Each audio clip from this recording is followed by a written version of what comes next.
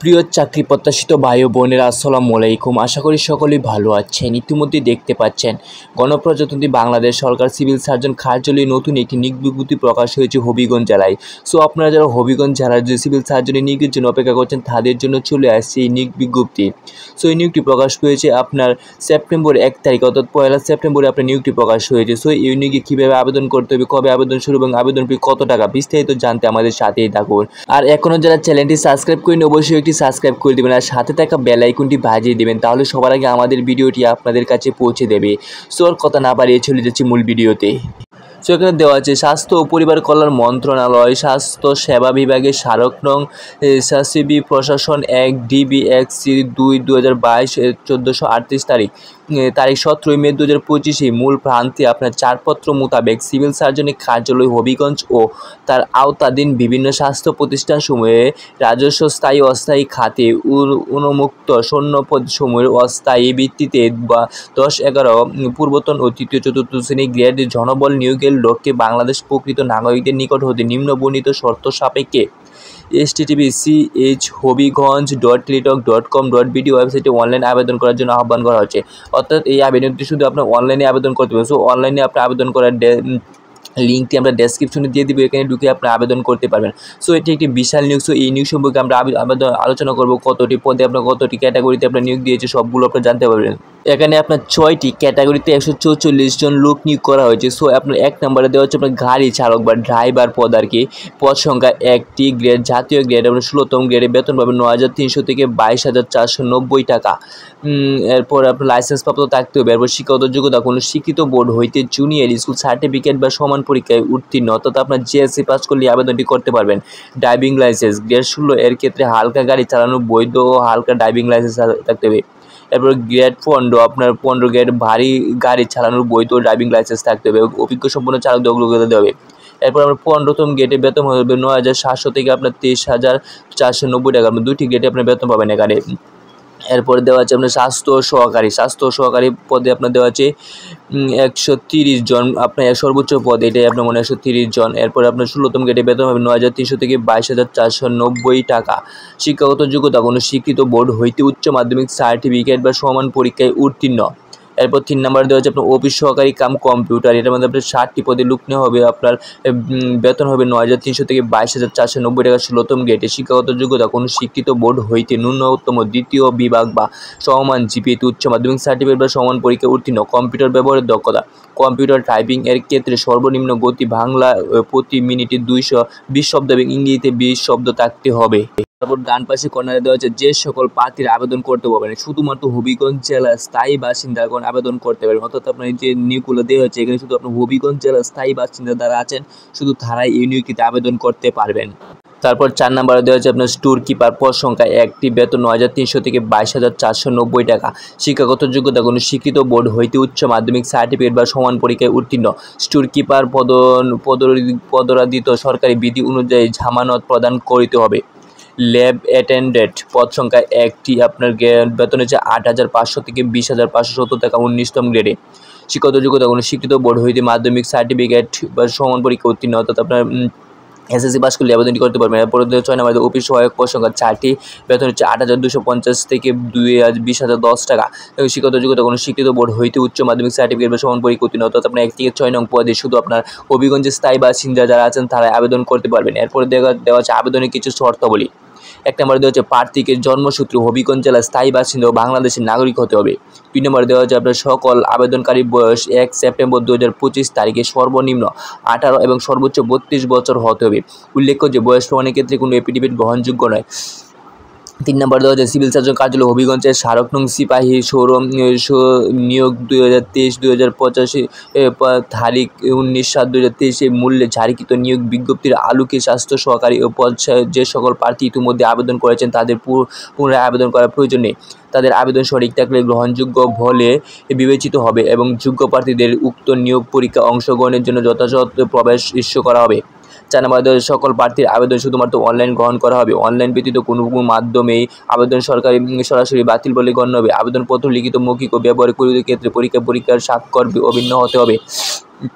5 নম্বর দেওয়া হচ্ছে একই তারিখে সকল পদের লিখিত পরীক্ষা অনুষ্ঠিত হবে বিধায় একজন প্রার্থীকে একাধিক পদের আবেদন করার বিষয় নির্ণয় করা হলো। অর্থাৎ আপনার একজন প্রার্থী একটি পদে আবেদন করতে পারবেন। এরপর 6 নম্বর দেওয়া হচ্ছে অফিস সহকারী কাম কম্পিউটার মুদ্রণিক গাড়ি চালক পদের লিখিত পরীক্ষা উত্তীর্ণ প্রার্থীর নিয়োগ বিধি মোতাবেক সংশ্লিষ্ট বিষয়ে ব্যবহারিক প্রয়োজ্য ক্ষেত্রে পরীক্ষায় অংশগ্রহণ করতে হবে। ব্যবহারিক পরীক্ষায় উত্তীর্ণ প্রার্থীরা মৌখিক পরীক্ষায় অংশগ্রহণ যোগ্য হবেন। 7 নম্বরে দেওয়া হচ্ছে আবেদনকারীকে তার সকল অর্জিত শিক্ষাগত যোগ্যতা অভিজ্ঞতার বিষয়টি আবেদনে উল্লেখ করতে হবে। 8 নম্বরে দেওয়া হচ্ছে সরকারি আধা সরকারি স্বায়ত্তশাসিত প্রতিষ্ঠানে চাকরিরত প্রার্থীগণকে সরকারি বিধিবিধান অনুসরণপূর্বক অবশ্যই যথাযথ কর্তৃপক্ষের অনুমোদন গ্রহণপূর্বক নির্ধারিত সময়ের মধ্যে আবেদন করতে হবে এবং সকল চাকরিরত প্রার্থীদের মৌখিক পরীক্ষার সময় নিয়োগকারী কর্তৃপক্ষ কর্তৃক প্রদত্ত অনুমোদিত পত্র NOC এর মূল কপি জমা দিতে হবে। তারপর 9 নম্বরে দেওয়া হচ্ছে নিয়োগ ও কোটা নির্ণয়ের ক্ষেত্রে সরকারের সর্বশেষ বিধিবিধান প্রতিপালন হবে। এগুলো একটু আপনারা দেখে নেবেন। কেউ কোনো কোটা থাকলে এগুলো আপনি কীভাবে ব্যবহার করবেন এগুলো একটু দেওয়া আছে, এগুলো আপনারা দেখে নেবেন। 11 নম্বর তথ্যগুলো দেখে নেবেন। সো আপনার আবেদন করার শর্তগুলো একটু ভালোভাবে দেখে তারপর আবেদন করার চেষ্টা করেন। সো আমরা ক্লিক করে পরবর্তী পৃষ্ঠায় চলে যাচ্ছি। এখানে আরও কিছু তথ্য দেওয়া আছে ভারতের যেগুলো আপনি একটু দেখে নেবেন কীভাবে বলা হয়েছে, কী বলা হয়েছে। এতগুলো বললে আপনার ভিডিওটি অনেক লং হয়ে যাবে। সো আমরা মূল পয়েন্টগুলো একটু দেখিয়ে দিচ্ছি। তারপর দেওয়া আছে আপনার আবেদনের নিয়মাবলী বা শর্তগুলি আপনার 16 নম্বরে দেওয়া আছে, আপনি এগুলো একটু দেখে নিন। আগ্রহী পাত্রে http://cs.hobbycons.telecom.bd এই ওয়েবসাইটে অনলাইন আবেদন করতে হবে। অর্থাৎ আপনার এই ওয়েবসাইট ছাড়া আপনি আবেদন করতে পারবেন না। এই ওয়েবসাইটটি আপনার ডেসক্রিপশনে দিয়ে দেবো, এখানে ঢুকে আপনি আবেদন করতে পারবেন। তারপরে আবেদন শুরু হচ্ছে আপনার 8 সেপ্টেম্বর 2025 খ্রিস্টাব্দ সকাল 10 ঘটিকায় হইতে আবেদনের শেষ তারিখে আপনার 28 সেপ্টেম্বর 2025 বিকাল 5 ঘটিকায় পর্যন্ত। অর্থাৎ আপনার 8 তারিখ থেকে আপনার শুরু এই মাসের এবং 28 তারিখে শেষ হবে। সো উক্ত সময়সীমার মধ্যে ইউজার আইডি প্রার্থীগণ অনলাইন আবেদন সাবমিট করার পূর্বে 72 ঘন্টার ভিতরে আপনার SMS এর মাধ্যমে আপনার পরীক্ষা ফি জমা দিয়ে দিতে হবে। অর্থাৎ আবেদন করার 72 ঘন্টার ভিতরে আপনার টাকাটি জমা দিয়ে দিবেন। তারপর শর্ত নম্বর দেওয়া আছে অনলাইন আবেদন করতে প্রার্থী তার রঙিন ছবির দৈর্ঘ্য 300 এবং প্রস্থ 300 পিক্সেল হতে হবে এবং স্বাক্ষরের দৈর্ঘ্য 300 এবং প্রস্থ 80 পিক্সেল স্ক্যান করে নির্ধারিত স্থানে আপলোড করতে হবে। ছবির সাইজ সর্বোচ্চ 100 KB এবং স্বাক্ষরের সাইজ সর্বোচ্চ 60 KBর মধ্যে হতে হবে। 18 নম্বর দেওয়া আছে অনলাইন আবেদনপত্র পূরণকৃত তথ্য যেহেতু পরবর্তীতে সকল কার্যক্রম ব্যবহৃত সেহেতু অনলাইন আবেদন সাবমিট করার পূর্বে সকল তথ্য সঠিক আছে কিনা ভালোভাবে নিশ্চিত করে তারপর সাবমিট করেন। 19 নম্বর দেওয়া হচ্ছে প্রার্থী অনলাইন পূরণকৃত আবেদনের একটি প্রিন্ট কপি পরীক্ষা সংক্রান্ত যে কোনো প্রয়োজনীয় সহায়ক হিসেবে সংরক্ষণ করেন। অর্থাৎ আপনি আবেদন করার পরে একটি প্রিন্ট কপি আপনার সংগ্রহ করবেন। সো তারপর 20 নম্বর দেওয়া হচ্ছে আপনার আবেদন ফি কত টাকা, কোন আবেদনের জন্য কত টাকা দিতে হবে। এখানে দেওয়া আছে আপনার যে কোনো টেলিটক প্রিপেড মোবাইল নাম্বারের মাধ্যমে SMS করে অপারেটযোগ্য 100 পরীক্ষা ফি বাবদ ক্রমিক নং 1 থেকে 4 নং পদের জন্য 100 টাকা ও টেলিটক 4 রিচার্জ 12 টাকা সহ মোট আপনার 112 টাকা দিতে হবে। অর্থাৎ আপনার 1 থেকে 4 নং আবেদনের জন্য 100 টাকা এবং টেলিটক 4 রিচার্জ 12 টাকা সহ 112 টাকা দিতে হবে এবং ক্রমিক নং 5 থেকে 6 নং পদের জন্য আপনার 50 টাকা এবং টেলিটক 4 রিচার্জ 6 টাকা সহ 56 টাকা দিতে হবে 72 ঘন্টার ভিতরে।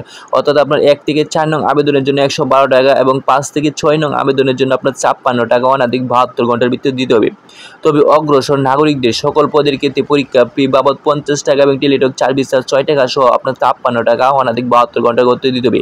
বিশেষভাবে উল্লেখ্য অনলাইন আবেদনপত্র সকল অংশ পূরণ করে সাবমিট করা হলেও পরীক্ষা ফি জমা না দেওয়া পর্যন্ত কোনোভাবেই আপনার আবেদন গৃহীত হবে না। সো আপনার আবেদন করার 72 ঘন্টার ভিতরে আপনার পরীক্ষা ফিটি জমা দিয়ে দিবেন, এছাড়া আপনার আবেদন গৃহীত হবে না।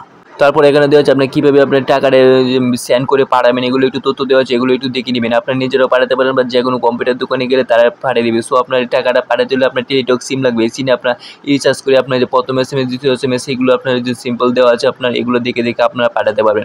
সো আপনার এই পৃষ্ঠাগুলো একটু ভালোভাবে দেখে নেবেন। সো আমরা পরবর্তী পৃষ্ঠায় চলে যাচ্ছি। তারপর 24 নম্বরে দেওয়া আছে প্রাথমিকভাবে বাছাইকৃত প্রার্থীদের কর্তৃপক্ষের সিদ্ধান্ত মোতাবেক লিখিত ব্যবহারিক পরীক্ষা প্রযোজ্য ক্ষেত্রে এবং মৌখিক পরীক্ষা আলাদাভাবে উত্তীর্ণ হতে হবে। কেবলমাত্র মৌখিক পরীক্ষার জন্য নির্ধারিত প্রার্থীদের মৌখিক পরীক্ষার সময় নিম্নোক্ত কাগজপত্র মূল কপি বাধ্যতামূলকভাবে প্রদর্শন করতে হবে এবং এক সেট সত্যায়িত অনুলিপি জমা দিতে হবে।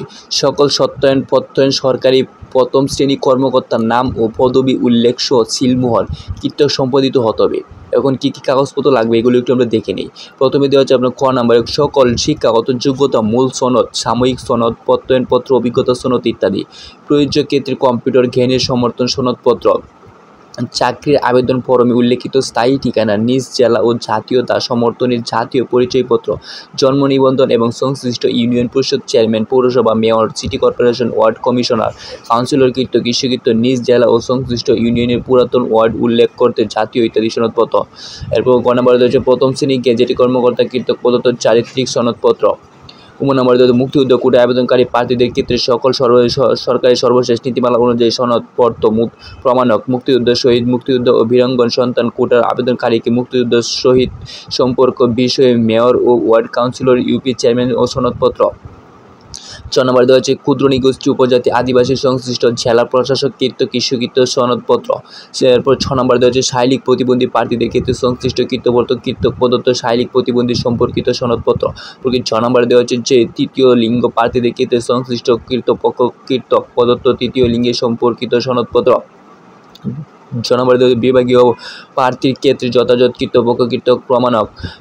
নম্বরে ডাউনলোডকৃত অ্যাপ্লিকেশন, অ্যাডমিট কার্ডের কপি। অর্থাৎ এখানে যে কাগজপত্রগুলো বলা হয়েছে এগুলো সব আপনার বিস্তারিত নিয়ে সঙ্গে যাবেন আপনার মৌখিক পরীক্ষার সময়। এরপর 25 নম্বরে হচ্ছে প্রার্থীকে লিখিত ও ব্যবহারিক পরীক্ষার ক্ষেত্রে মৌখিক পরীক্ষায় অংশগ্রহণের জন্য কোনো দৈনিক ভাতা ও যাতায়াত ভাতা দেওয়া হবে না। 26 নম্বরে কৃতপক্ষের পদের সংখ্যা হ্রাস, বৃদ্ধি এবং প্রয়োজনের যে কোনো শর্ত প্রয়োজন সংশোধন ও পরিবর্তন নিয়োগের বিজ্ঞপ্তি বাতিল করার ক্ষমতা সংরক্ষণ করে। নিয়োগ সংক্রান্ত বিষয় নিয়োগকারী কৃতপক্ষের সিদ্ধান্ত চূড়ান্ত বলে গণ্য হবে। এই বিষয়ে কোনো প্রকার আপত্তি উপস্থাপন করা যাবে না। এরপর 27 নম্বরে হচ্ছে লিখিত, মৌখিক ও ব্যবহারিক প্রয়োজনীয় ক্ষেত্রে পরীক্ষার ফলাফল পত্রিকায় প্রকাশ করা হবে এবং নিয়োগ সম্পর্কিত সকল তথ্য সিভিল সার্জন অফিসের নোটিশ বোর্ডের ওয়েবসাইট www.hobbyganj.gov.bd পাওয়া যাবে। এছাড়াও বাংলাদেশে একমাত্র রাষ্ট্রীয় mobile operator Teletalk job portal http://allsobtelitok.com.bd ওয়েবসাইটে সরাসরি প্রবেশ করে বিজ্ঞপ্তিটি অন্যান্য তথ্য পাওয়া যাবে। এছাড়া আরও কিছু তথ্য দেওয়া আছে, এগুলো আমরা নিচে একটু দেখি। এছাড়া এখন সর্বশেষ কিছু তথ্য দেওয়া আছে, এগুলো আপনারা দেখে নেবেন। এগুলো আপনার আবেদনের ক্ষেত্রে কোনো প্রয়োজন নেই, তাও এগুলো দেওয়া হয়েছে, আপনারা এগুলো একটু দেখে নেবেন। সো আজকের মতো আপনার ভিডিওটি এখানেই শেষ করলাম। আর সম্পূর্ণ ভিডিওটি ভালো করে দেখে তারপর বুঝে আবেদন করার চেষ্টা করবেন। সো আপনার হবিগঞ্জে দীর্ঘদিন পরে সিভিল সার্জনে আপনার 144টি পদে নিয়োগ করা হয়েছে। আপনার যার যে পদে ভালো লাগে বা যে পদে আপনার যোগ্য বলে মনে করেন সেই পদে আবেদন করতে পারবেন। সো আজকের মতো এখানেই ভিডিওটি শেষ করলাম। আর এখনও যারা চ্যানেলটি সাবস্ক্রাইব করেন অবশ্যই একটি সাবস্ক্রাইব করে দেবেন আর সাথে থাকা বেল আইকনটি বাজিয়ে দেবেন। সো আর কথা না বাড়ি ভিডিওটি শেষ করে দিলাম। সকলে ভালো থাকবেন। আসসালামু আলাইকুম।